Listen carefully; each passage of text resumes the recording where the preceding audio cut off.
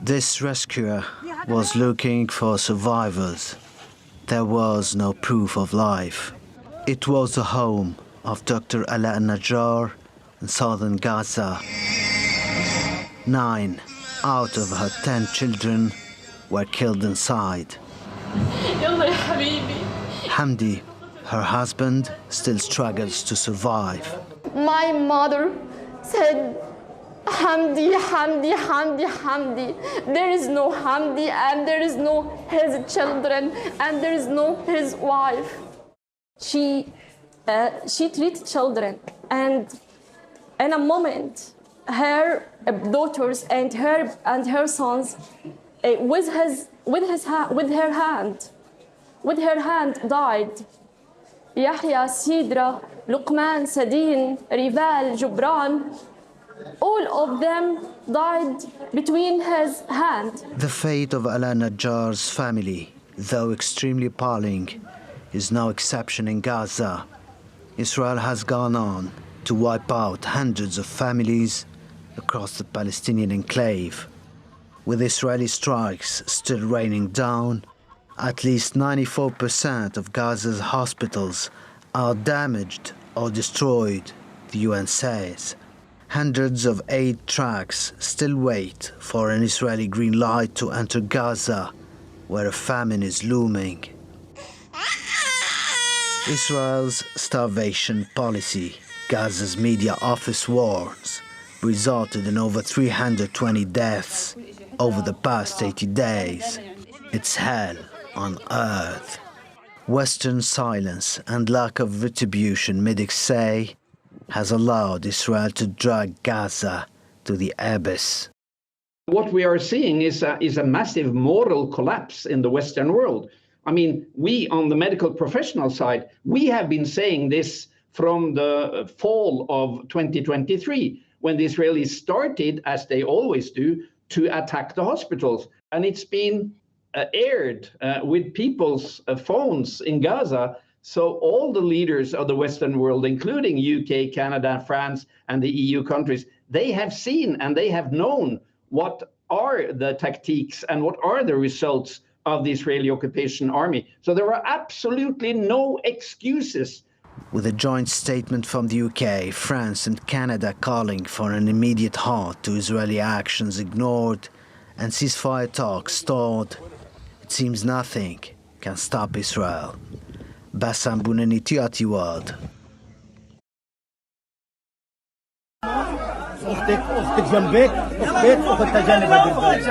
Was there anyone with you? This young girl is asked. My sister, she replies. Along with her mother, both under the rubble of a school-turned-shelter in Gaza City, attacked by Israel. She survived, but many others didn't, and many of those killed in this attack are children. The overnight bombardment sparked fires in the classrooms where forcibly displaced Palestinians were sleeping. Civil defense have been pulling out charred bodies. The Israeli occupation forces have targeted this place with several missiles. There is a large number of casualties, and there are body parts of women and children who were here sleeping. But the occupation forces make no distinction and kill men, women and children. As you can see, they have been targeted, and you can see that their bodies have been charred as a result of the fires that have spread. Elsewhere in Gaza City, another attack on displaced Palestinians. A tent camp is struck by Israeli fire. A family of 6, a mother, the father, and their 4 children killed. Grandpa is dead, this child screams. It's an all too familiar scene in more than 20 months of war. Families who have lost their homes, forced to seek refuge elsewhere, only to be met with more attacks. Israel is intensifying its assault on the Gaza Strip, despite increasing pressure from its allies demanding an immediate ceasefire. A ceasefire Palestinians keep calling out for, but for now, those calls remain unanswered. Bedad Mehichi, Al Jazeera. Donald Trump's tour of Riyadh, Abu Dhabi and Doha is not diplomacy. It is theatre, staged in gold, fueled by greed and underwritten by betrayal. Trump, a man openly arming Israel as it reduces Gaza to rubble, is being celebrated, applauded, rewarded, and not with words, but with trillions. Trillions while children are starved and bombed in a closed-off strip of land just a few hundred miles away.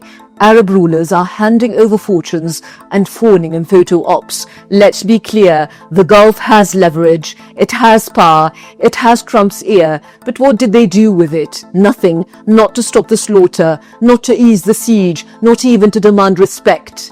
In return, Trump gives Israel more bombs, more impunity, more green lights to kill. This was never about peace. At the core of Trump's Middle East vision is a single goal: erase Palestine, prop up dictators, and redraw the region in Israel's image. See this wonderful pen? My desk is the Middle East, and the top of the pen, that's Israel. That's not good, he once told reporters, lamenting Israel's size compared to its neighbors. To Trump, the Middle East is not a region of history or humanity. It is a marketplace, a weapons depot, a geopolitical ATM. And his ideology? It's simple. Arabs are chaos. Israel is order. Arabs are threats. Israel is civilized. It's not a worldview. It's a business model. Remember that 110 billion arms deal with Saudi Arabia in 2017? Well, that was just the start. Now he wants more, $3 trillion more. He's already demanding that Saudi Arabia invests its entire GDP, $1 trillion, into the US economy. And they're offering $600 billion. He's not negotiating, he's extorting, and they're handing it over. The UAE's already pledged a 1.4 trillion investment deal. The race is on. Not to stop a genocide, but to buy Trump's favor, showering him with wealth in return for nothing. The region is no longer treated as a region. It's a vault. Sovereignty? That's just another asset to be traded. Trump's offer is crude. Obey me and I'll protect you. Disobey me and I'll turn on you. For rulers terrified of their own people, of another Arab Spring, that's a tempting deal. They fear democracy more than they fear occupation, so they kneel. They make a pact with the devil. And what does this devil offer them in return? Arms, silence, a stage to pretend they matter while they're being used. Normalization with Israel? Okay. Submission to its supremacy? Done. Silence on Gaza? Guaranteed.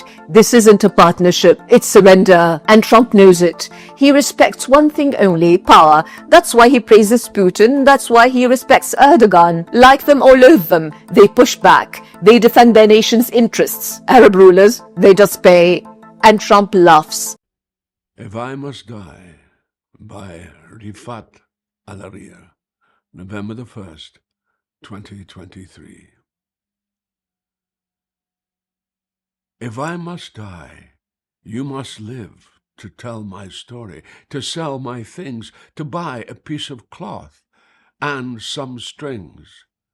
Make it white with a long tail, so that a child somewhere in Gaza, while looking heaven in the eye, awaiting his dad who left in a blaze and bid no one farewell, not even to his flesh, not even to himself, sees the kite, my kite you made, flying up above, and thinks for a moment an angel is there, bringing back love.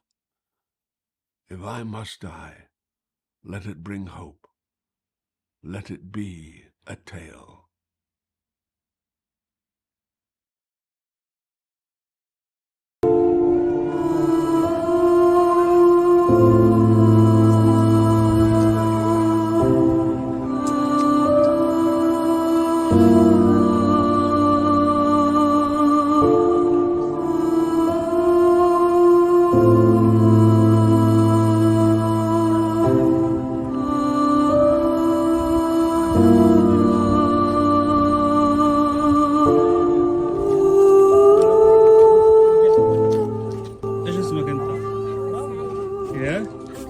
محمد سعيد. قديش عمرك؟ 6 سنين. لا حول ولا قوة. الله يحفظك.